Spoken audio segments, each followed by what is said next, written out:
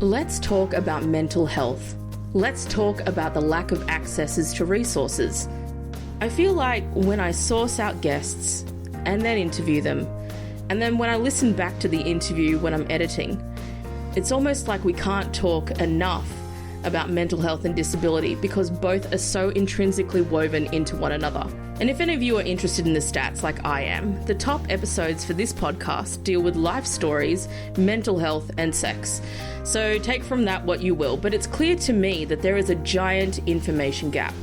So for this episode of Have the Nerve, I'm bringing on Geraldine Watts. Hi, my name is Geraldine Watts, or Jerry, easier. I have T10 to T12 incomplete paraplegia for 6 years. I'm a mum. I've got 2 children, 10 years and 18 years, and I'm happily married 25 years this year. We're going to talk to her about the journey with mental health and mental wellbeing, the barriers when accessing health services living in a rural and regional community in Australia, and how she turned from feeling shy and unable to confront things to being an outspoken advocate for people with disabilities in her regional community that she lives in. So as I said before, I have T10 to T12 incomplete paraplegia. It was not really a traumatic injury. It was more like a build-up. When I was about 20, a very close proximity, I had a horse riding accident and a car accident together, and generally we think maybe that was the start of my trouble with my disc, but it wasn't until 2016 my disc disintegrated at T12 in that general area, and I suffered a conus injury, so whereby my own spine disintegrated at that point, and they had to rebuild the disc. So I have a metal rod and 2 screws to keep it basic. And so I lost, basically it's the start, everything below my waist at that level. And when I woke up from surgery, not everything had come back. And I basically had no bladder, no bowel. And what I have got back now is what I'm left with. So I have to self-cath and all the wonderful packages that come along with all of that. We talk about in detail in a lot of our podcasts, and I keep reiterating, and it keeps coming up like in every single episode because it's so important to so many people, and it doesn't really matter how you're getting that spinal cord injury. It just becomes a very repeated subject. That's right. It is a pattern. It is a pattern that you see across the board, and it's something that all persons with disability with spinal cord injury have an issue with. Just to backtrack a little bit, you did say that you had a horse riding accident and a car accident around the same time. They weren't on the same day, were they? No, they were within about 12 months of each other. So it was as I was 20, 21, around that area. So I had a horse, obviously. She was only a little Kravitz Arab pony, but she was a horse for me because I'm only short. And I basically fell off her backwards. I had a helmet, but it wasn't enough to stop the insult to my spine at that time. And there's no hard and fast rule with it. It's just my spine obviously just suffered that injury at the time.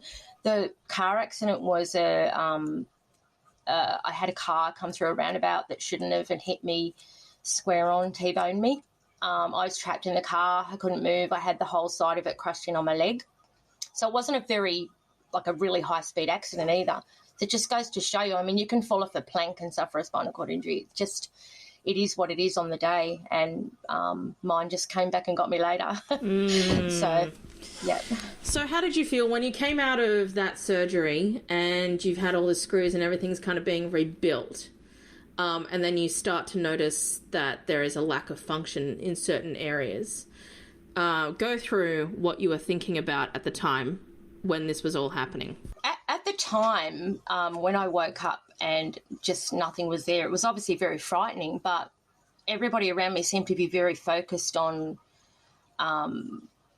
standing up, getting walking again, which is fine, but I actually didn't understand really what was happening to me at the time. I didn't actually even know until really 2020 when I got re-diagnosed, because it was thought that it was cauda at the time, but it's actually my conus. So I didn't even realise that I actually had what was called a spinal cord injury. I just thought that I'd had surgery for a spinal issue and that it was now fixed and this is how I was. I didn't know all the implications of what spinal cord injury meant. until recently, the last 2 years really. And that's when, Really? that's it. That's the amazing, frightening thing for me is I just didn't know. So all that time I could have been more focused on what I should have been getting, what I needed to get, and that's where I guess we'll talk later on about self-advocacy. I didn't know. I didn't know I had a spinal cord injury. I didn't know what that meant. In 2020, when you were, when it all clicked, what was the moment where you're like, oh, this is happening now? The day the lady actually came to re-diagnose me, she actually flew here from Sydney. She's actually from a spinal rehab unit background.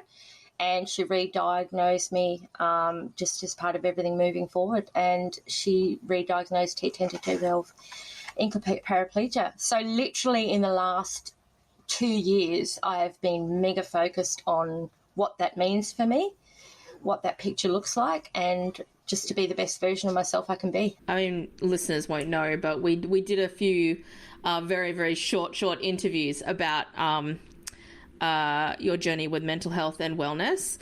And so obviously that has become quite a primary focus for you, and I can only assume even more so over the past couple of years.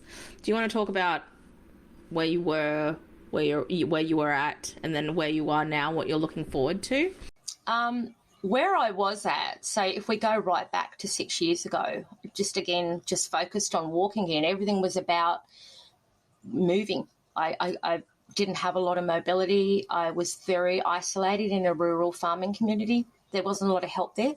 So my primary focus was just to be able to deal with the pain because after that first 6 months, there's a lot of chronic pain and a lot of mobility issues and just dealing with the new version of me and mainly moving. And then being very isolated, that's basically what my life consisted of. I've found mentally, I became very much a hermit. I felt like I was stuck in my own little pattern and just getting by day to day. I didn't really feel like I was living as much as existing, which is a bit sad, but now I feel like I'm living. So the me now since 2020 has just been a gradual big build-up to being the new version of me. And I think the most important thing for me is realising that there is a version of yourself that is well, that you can stay healthy and mentally well. And it's not just the whole rural thing of being isolated. It's people across the board with disabilities, with spinal cord injury, probably a lot of the time don't even realise that they can have periods of mental unwellness, and I didn't recognise that in myself. But having done some courses and things like that, I do talk passionately about Engage and RAP program. So having a daily wellness tool, very important. And I didn't realise that you actually didn't need to have a clinical mental condition to be mentally unwell. That's something that I've learned in the last 2 years. I'm just thinking, being in a rural community, it doesn't really matter where you are. You can have mental issues going on with your mental health.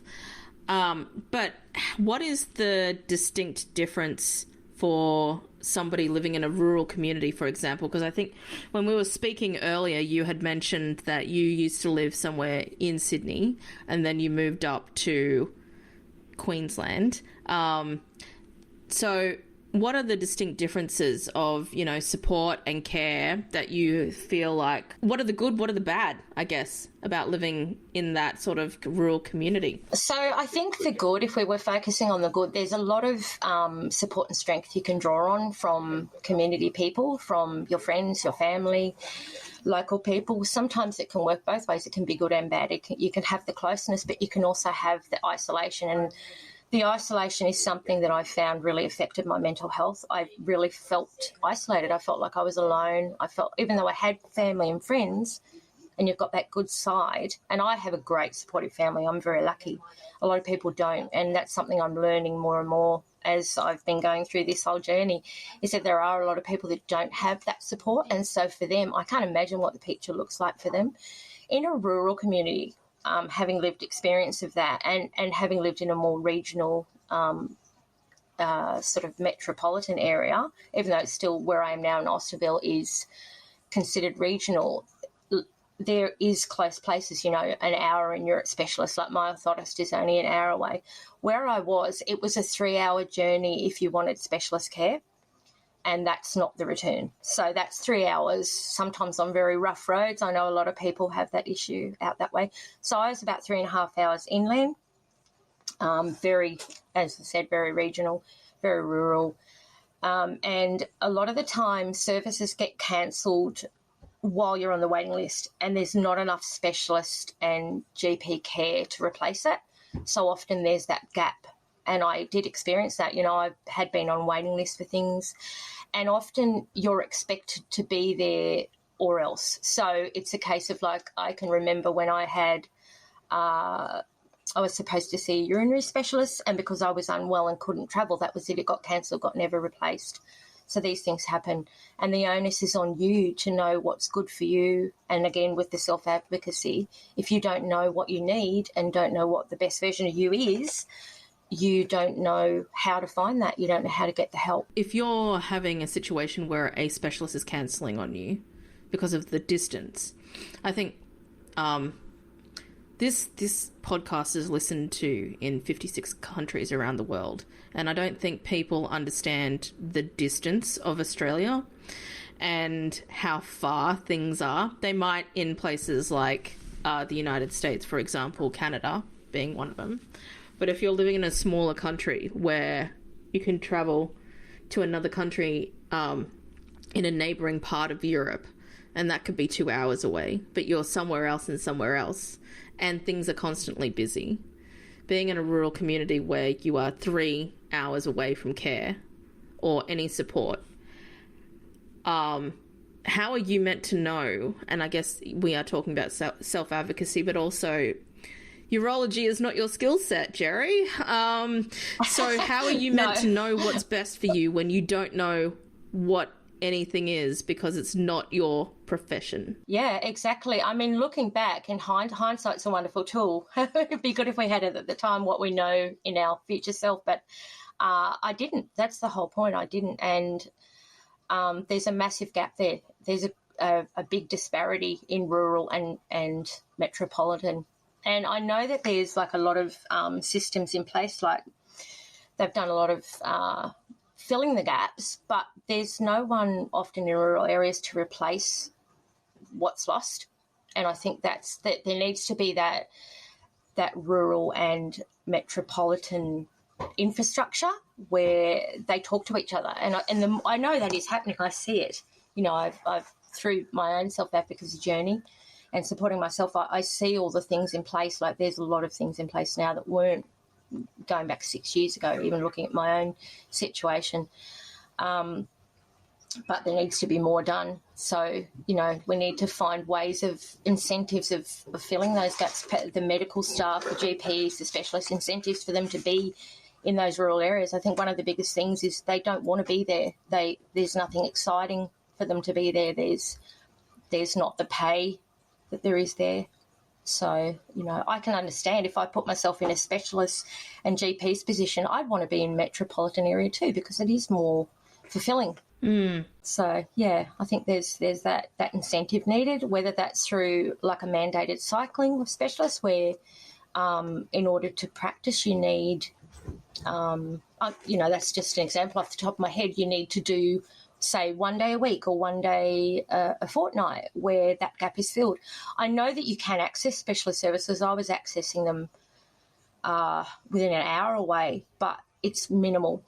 It's very minimal. And you often don't know what you need, and that's the whole point. There needs to be that grassroots level of understanding right from when you have your injury, especially in the rural setting. Do you find, or have you ever been a part of like telehealth kind of support services, and have you found them to be a good or a adequate replacement to face-to-face? I have had telehealth now, and it's wonderful. It's almost like an angelic tool if it's used right. I like to say that because I have found that it's been very good for me, and I've spoken to some other people. If you can't get out, like having a spinal cord injury, often pain is not your friend.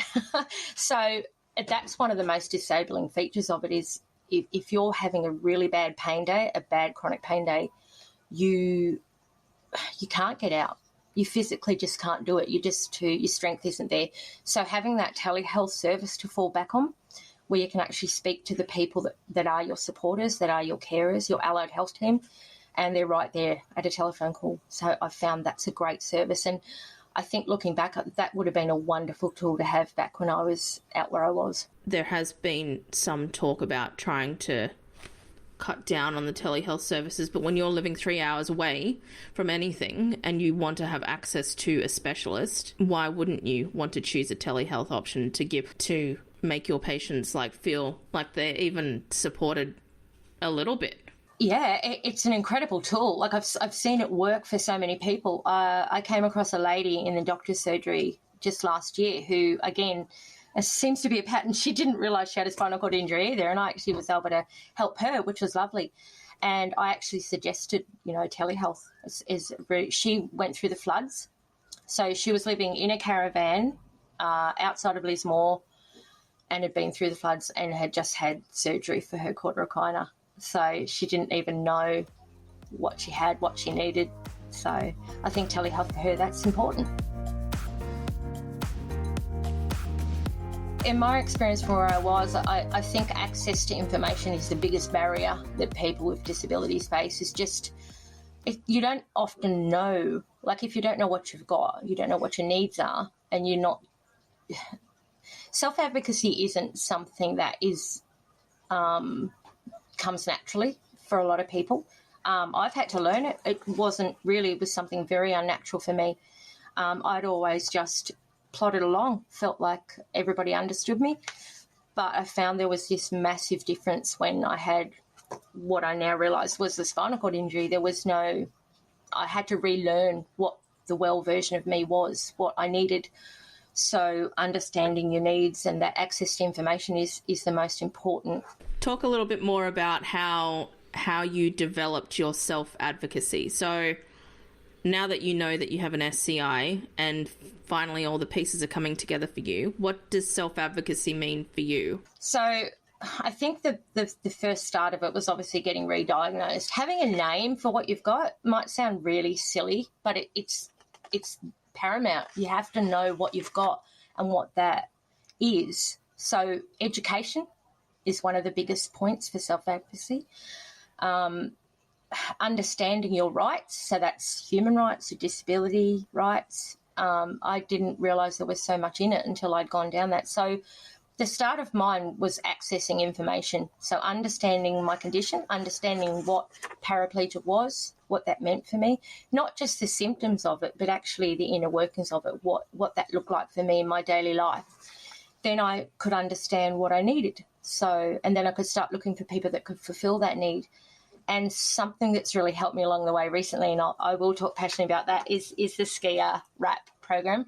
So the Wellness Recovery tool. It's a daily plan. It's, if you don't have the resilience and the knowledge of what you need, you can't be the best version of yourself. So that's all part of self-advocacy, is understanding. It's empowering. It's empowerment, and that's what it is. That's what self-advocacy is. It's empowering. So what's your toolbox look like? So my toolbox looks like, the first step was obviously accessing education, learning my condition, then reaching out to people in my local community and acquiring the best healthcare that I could, the best team that I could for me. That meant starting all over again. Finding the right physio, finding the right exercise physiologist, and recently switching GPs. So I've just recently changed GPs. I've gone to shared care between someone that I had and someone that I'm moving over to, and then it'll eventually, because I've found that I now recognise that they weren't what I needed. So having someone that can speak for you if you can't as well. So advocacy is about your support team, about having people around you that are positive, that know you, know the best version of you and what you want to be, what your desires are, what your needs are, and having that support team around you. Yeah, and your point about GPs is super interesting, because about 10 years ago, I switched general practitioners to somebody who was younger, did not know a lot about SCI, but he was very passionate to know about more and more about SCI. And then recently, he was filling out a medical fitness form for my driving. And he's like, how long have we known each other, Susan? I'm like, it's our 10-year anniversary this year. Wow, and he's like, oh my wow. gosh. And anyway, it's interesting that you say that, because I guess people will fall in line with wanting to just go to a general practitioner because without really vetting them. Because a lot of it is it's almost like a job interview. You're interviewing them to make sure that they're going to be the best person for you, as well as them trying to help you. But if they're not the best person for you, you need to go with your gut and go somewhere else, right? Yeah, and that's hard. It is really, really hard to self-advocate in that area, because we, like you said, we do fall into that pattern. And it's that whole thing of what you just said just now about vetting them, about that's where self-advocacy comes in, knowing what you need, knowing what the best version of you is. That's how you can find the services that you need. So when I approached it, it's knowing what you need first and being able to speak up for yourself. It's very hard when you come from a background and not being able to do that. Not that you've been a doormat where people are just walking over you, but sometimes it's just being able to speak up for that first time, having that inner voice to say, hang on, I'm not getting what I need here. I'm not moving forward. I'm not getting what's right for me. I'm not feeling well and I need help. And this conversation does lead me into, previous to this conversation, actually, I was thinking about how it takes certain personality types to want to make the next step for them to actually go and self-advocate and try and find services and supports that are best for them.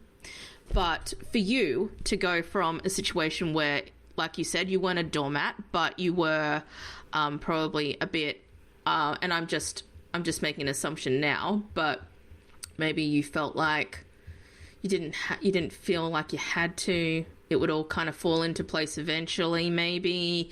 Other people will probably do that job for you instead of you doing it for yourself. Am I going down the right track at all? That's right. No, that's right. Yep. But what was the turning, like, I know that we had talked about SCI and finally putting a name to the disability that you had, but let's talk about how you, trying to be the best self that you can be, went from the personality of somebody else will do it to I'm going to do it. So looking back, I think the turning point was joining the NDIS, and the biggest turning point was actually SCIA, which is, I mean, that might seem a little bit biased. No, it's fine. I mean, but that wasn't. Yeah, that is a turning point for me. Was actually joining SCIA, getting my wonderful support coordinator. Am I allowed to say her name? Of course you are. Let's do it. The wonderful Maggie May. So Maggie May recognises in me that I can be a good self-advocate now. When I started with her, I don't know that I was, and she taught me how to use my NDIS program properly. When I actually had a long struggle getting on the NDIS, not because my condition didn't make it possible, it's because I didn't know what I was doing. So, I didn't know what I was doing. I was just basically floundering, flapping around in the dark. I had a very unsupportive GP who had no idea what they were doing, and they were a fill-in GP, again, with the whole rural, it's not you. I think I saw 4 or 5 fill-in GPs in the space of 6 months. And that for you, that's... Because you have to keep repeating your disability over and over. It's like a minefield. So when I started... and I only found out about the NDIS as a fluke, because actually I was seeing a physio, one of the rare occasions where you could manage to get a physio. I was seeing a physio through my GP, who was, at that stage, I'd seen a few months, so that was pretty long-term for GP there. And she said, have you heard about NDIS? And I didn't know. So that started the ball rolling. I went looking. So, again, having that home internet or a connection, I mean, that's the big thing too. So for me, I already had all that. I just didn't know that I needed it, didn't know what was available. So, yeah, for me, my turning point was definitely SCIA. That started me down the road of, okay, this is what I need, this is what I have. And, again, getting re-diagnosed, having a name for it. And then it was just a slow path. And going back, I can see those definite points where I made changes, but they happened slowly. and they happened one after the other, like finding the care I needed. So I thought, okay, what do I need? I realised that I didn't have a good mobility in my left leg. I knew that, but I didn't realise there were things out there that I could do for that. In hospital, I remembered them talking about a brace, a whole leg brace. I remember my husband buying a special pair of expensive shoes for it at the time, but my physio broke his leg. And ended up in a moonbit. I know, so amazing. And so physio dropped off to less than 10 minutes every other day. And this is for someone with a spinal cord injury.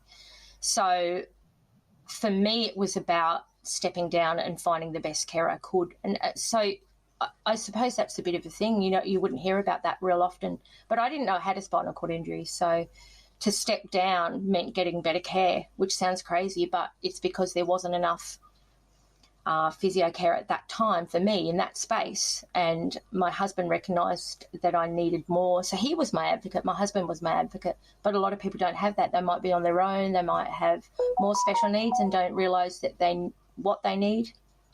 So yeah, for me it was making all those changes since joining SCIA and having the NDIS, and I've done things like Physical Disabilities Council Australia. I've done some New South Wales, not Australia. Me too. Yeah, me too. I've done things like that.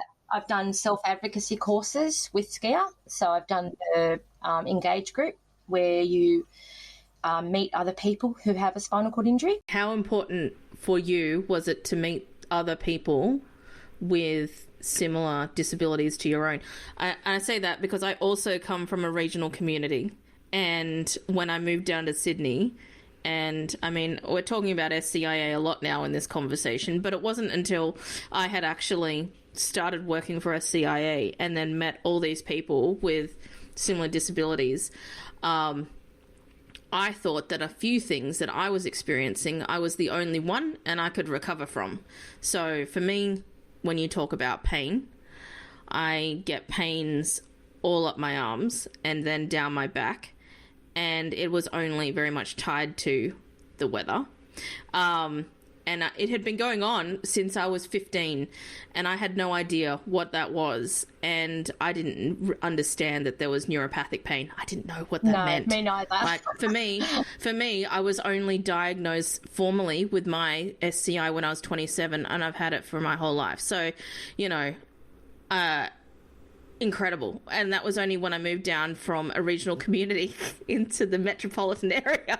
Yeah. So again, exactly. Again, this highlights a real specific gap in information, and also just an inability to, you can't diagnose yourself. No. No. You know, and if you're having to re-explain your disability to people who don't really have the knowledge of what it is that you're trying to explain, it doesn't help either. Yes. So access to information again. So, I mean, we should be able to be in a rural area and live the way we want to live and have that, I keep saying grassroots level, but that's what it is. Have that. I'd love to see Australia-wide a package that's given to people in hospital. I don't know what that looks like. Maybe it's just my fantasy, where there's this package given to people. Like when I joined SCIA, I was given a package by my support coordinator, and I actually used that again more recently. I didn't realise there was a thing called Neuromoves until I started doing peer support, and I actually learnt from other people. I met a lovely fellow named Daryl, I think he was the quad. I'm not sure. Yeah. And he... Darren, that's it, Darren, yeah. And he actually taught me a lot. So knowing people that have the same condition, just slightly different to you, lived it. Like, I didn't realise that there was a difference in different types of spinal cord injury either. I've really learned a lot in the last 2 years. What are some of the, what do you mean by you didn't realise there was a difference? Tell me some huge things that you discovered. I mean, and I say this, things like the NDIS, for example, the fact that you didn't even know the NDIS existed is not an unusual story that I have heard. But it is shocking that we don't have access to that information to begin with. That's right. Even though I talk about it at length for a lot of times on this podcast, but there are people out there who don't even know that it exists. So I've learned a lot about personal journeys, about how different people with different lifestyles and different personalities deal with their spinal cord injury. I've learned a lot about the similarities as well.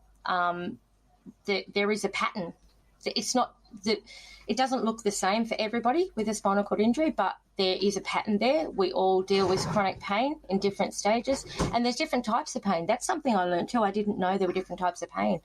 There's neuropathic pain, there's nociceptive pain, there's pain that you have at night, which can be neuropathic, but there can be musculoskeletal pain. There's all different types of pain.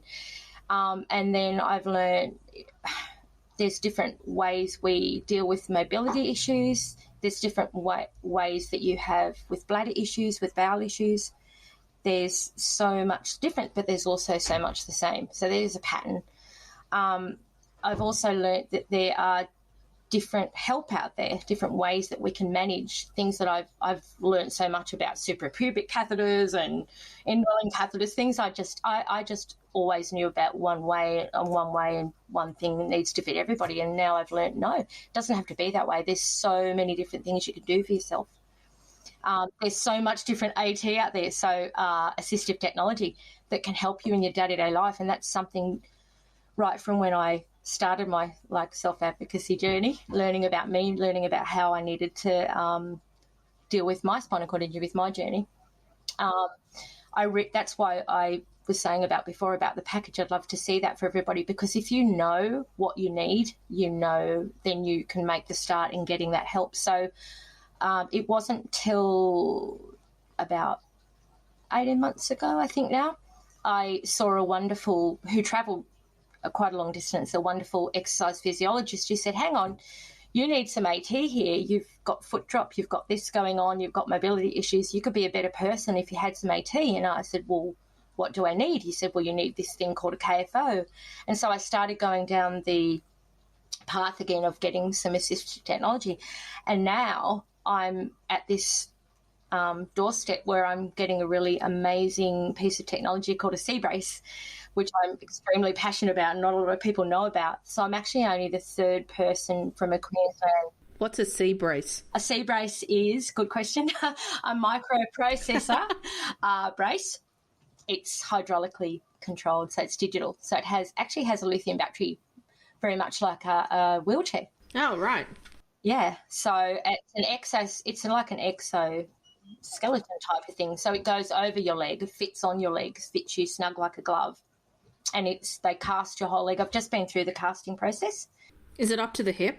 Yes. The trial one I tried was amazing and weird and scary and wonderful all in one big package. It was the first time I'd ever been able to actually sit down without jolting myself down and feeling like my hip was being jolted. And I remember just sitting there nearly having tears in my eyes because I actually could feel it kick in. You can feel the hydraulics kick in and catch you like a little hand. Yeah, it's amazing.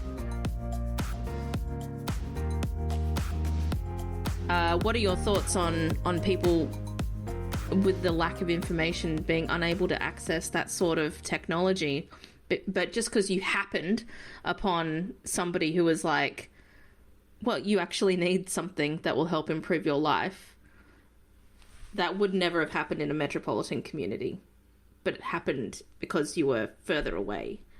What are your thoughts?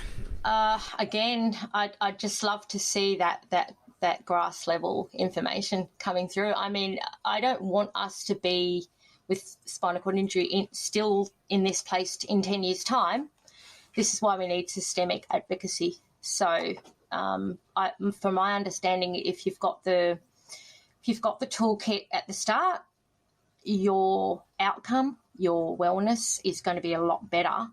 Like, I look back now and I think, wow, it really is so hit and miss. It really is so hit and miss. Like, if I hadn't gone looking for what I needed and didn't know what I needed and come across that one person who knew I needed something. Like, I've been to other physios who've said, but you walk okay considering what you've got, but I can't walk far. I can't walk well. So I can walk without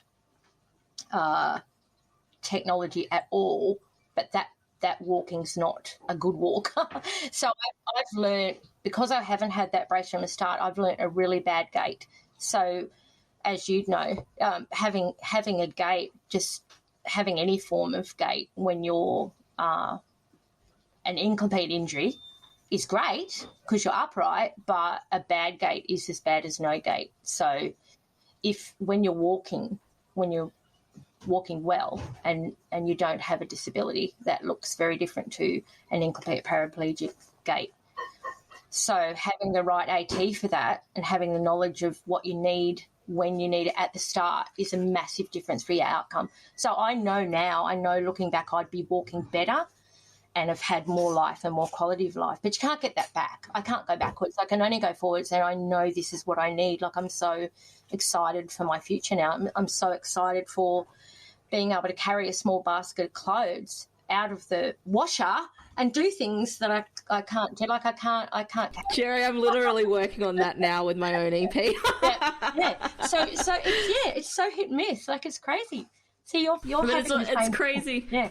It's crazy that, like, it's very small things. Lifting a washing basket is literally a goal of mine, to do it by bending up and bringing myself up without using myself to bring up the rest of it with one arm. So you're excited about your future. Yeah. How are you preparing and self-advocating for aging with a disability? Have you thought about it? I have. I've actually given that a lot of thought recently. That's my next stage. That's actually, I think we all need to have, if you've got a spinal cord injury, is have a wellness plan. And that wellness plan needs to be able to take you into the future. And it's something, again, I've learnt through doing the RAT course, is you do need that. It's not just your daily toolkit. It's a plan. It's a construction plan for the best version of you. And I think that's what I'm working on now. That's where I'm at. So what are you preparing? So I am looking at, am I going to be in this same area? And I've decided, yes, I am. This is going to be my forever home. So that's why we moved here. We knew this was going to be a good place for us. There's a lot of really good help here if you know where to look in rural Austinville and Northern Rivers area, basically. So there's a lot of accessibility issues. This is very hilly climate. But there's a lot of flat area too, but there's a lot of help. That's the main reason we came here. We knew this area. We'd been holidaying here for years. We actually have a family holiday home in Woodburn that went under in the flood, sadly. But that's what started me on my journey. This is my first choice of place to come because I knew it. We knew it. We knew the support was good. We'd heard good things about it. So for me now, moving forward, I'm trying to look at those sort of things. Number one, being here, this is going to be my forever home. Building a house that can be accessible from the start. And I think the biggest thing is accepting your condition, accepting that there's things you can do, but also things you can't. Things you need to make those areas the best you can for you.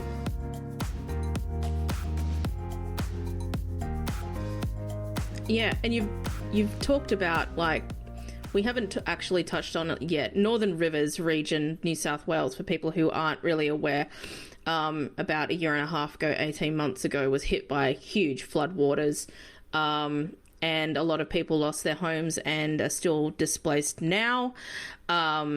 So I guess as somebody with a disability, thinking about aging, definitely wanting to stay in the Northern, which you should.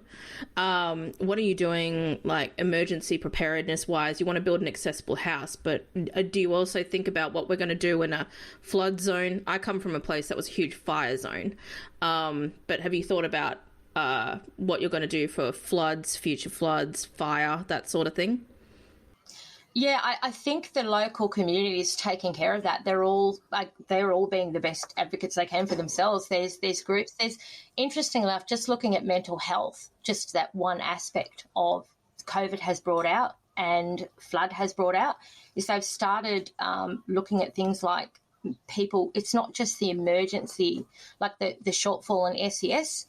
There was one man who saved something like 50 people in those floods in Lismore. And I remember at the time hearing reports and things that people who wanted to help were being turned away. So looking at how volunteers can be a better part of the community for help, not just with flood, with everything. Like Lismore-based hospital have a program where you can sign up as a volunteer, you can get your blue card, you can learn how to be help. It's not like you're filling a clinical role, but you're there as ground staff, you're there as support. And I think we need to draw on the community more, because it's amazing community. They've started things like Safe Haven. They've got 4 places where people who need help can go to feel safe, to get mental, physical, emotional support. And I think there's one in Lismore, Murwillumbah, Woodburn and Mullumbimby, so that they're called Safe Haven. Just the programs like that really make a difference. I can't stop thinking actually about your transition from not being an advocate to them being an advocate. If you were to speak to somebody who felt like they were very reluctant to want to be a self-advocate because it might be too hard, it might be thinking about all the steps that they might need to take, especially around NDIS. But even then, accessing your community, for example, I mean, there's so many other things you could be self-advocate about. If somebody's reluctant to take that on board, why is it important that people become self-advocates, or what sort of advice would you be giving them? So I guess for the person who's reluctant, I was very reluctant at the start, so I can relate to that person. So if I was giving advice to the past me, I would try and explain to that person what self-advocacy meant. So part of it is understanding what self-advocacy is. Self-advocacy is having your needs met. I mean, you can look at it from a basic view. It's having your needs met. It's having what you need to be a better version of yourself. But if you're not willing to make that move, it's very hard for that person to move forward. So that's where if you can't, you need to surround yourself with people that can. So it's recognising your desires, your needs, your goals at that first point. So making the start, you need someone to support you in that. And I needed that. I didn't know I needed it at the time, but as things just sort of fell into place for me, but they didn't happen by themselves. So they fell into place because I started making that journey. So if you haven't got that support network around you, you can't move forward. So you need people who understand you, who know what you can be and what your needs are to move forward. So the advice for my past self would be it's not about standing up for yourself wholly. That's not what it's all about, is what I'm trying to say. It's about knowing yourself, knowing that you are the best.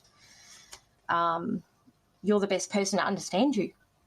You are your best expert on yourself. So that's what it is. It's starting at that point, moving forward, and then surrounding yourself.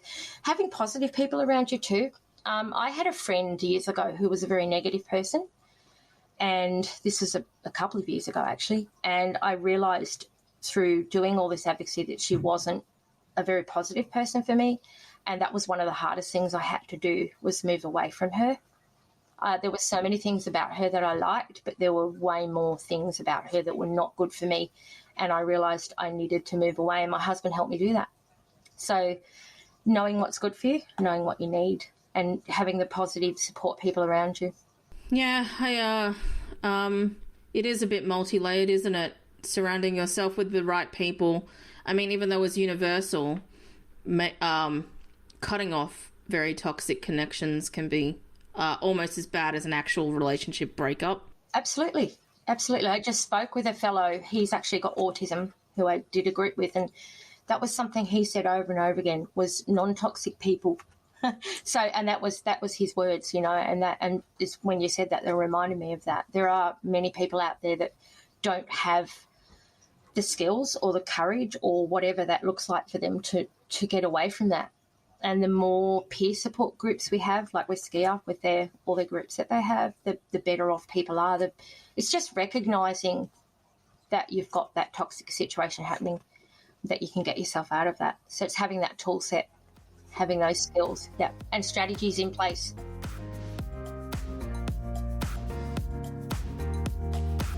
What is your strategy? Like, for example, if you were trying to, I don't know, remove yourself from a toxic friendship and you're just finding that you can't seem to remove yourself from it, what's your strategy? So recently I actually went through this. Oh, okay. Well, we're talking about real life scenarios then. Okay. Oh, yeah, we are. Yeah. I actually, it's a scenario where I had a support worker who wasn't good for me anymore. They started off well. Often my husband likes to use the term new broom sweeps clean. So it was great. It was great at the start. Again, a lack of services with COVID meant there weren't enough support workers with my primary support provider, and I went looking for extra hours, and that's where I came across a not so supportive worker who was in the end very toxic for me, and it was scary. Like, it was dead set scary to stand up and look after my own needs. Like, every new situation that comes across, I find can challenge you, and I know I'm not individual out there. I know that's not a unique situation. And it can lead to personal, like, not being safe. Like, I started not feeling safe with her out and about. So for me, it was recognising that. But I knew that. I couldn't see it coming, but I recognised when I was in that crisis situation and needed to make that change. But she was a support worker that had special needs herself in some ways. And so so a part of advocacy is also being an advocate for people around you, something that I've learned, again, doing the SCIA RAP program has taught me you need to be an advocate for other people as well. Not that you have to take on the world's problems, I don't mean from that viewpoint, but if you see something that's an injustice, there's something that should be done. Yeah, and that's what I meant before about that self-advocacy leads to systemic advocacy. It's a built-up effect. So if you recognise in yourself you're needing it, if you can share that on, if you can pay that forward, then our whole community, our whole society looks better. It leads to that systemic advocacy, and that's what I'm realising now. So I had the skills to recognise finally that had arrived, but it was funny how that point for me happened so slowly that I didn't see it coming. But I think I'm hoping now that if that did happen to happen again, I would see it sooner. But at least I recognised that it was there, and I realised that I wasn't feeling safe and well cared for anymore. And I went looking back to my original company if they had more hours, and they did. So I have a wonderful support worker. She's brilliant. She's like everything. She's great. So I feel like this is really more about courage and taking and making the step to have to feel enough courage to say that you're worth more than what is happening right now. Yeah, you need to know what your own desires are, and that courage comes from a whole field of things. Again, it's multi-layered. It's like an onion peeling back the layers.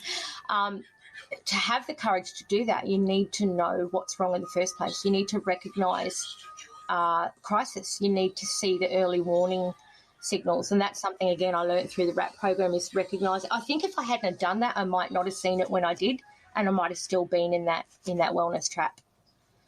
So when I say wellness trap, I mean that situation. No, I think it reached a crisis point before I actually was able to do anything about it. And for me, moving forward, as for other people, I'd like to see people be able to recognise that before they're in crisis. So, and it has a big bearing on your mental wellness, not just your physical well-being. There's a whole gamut of effects.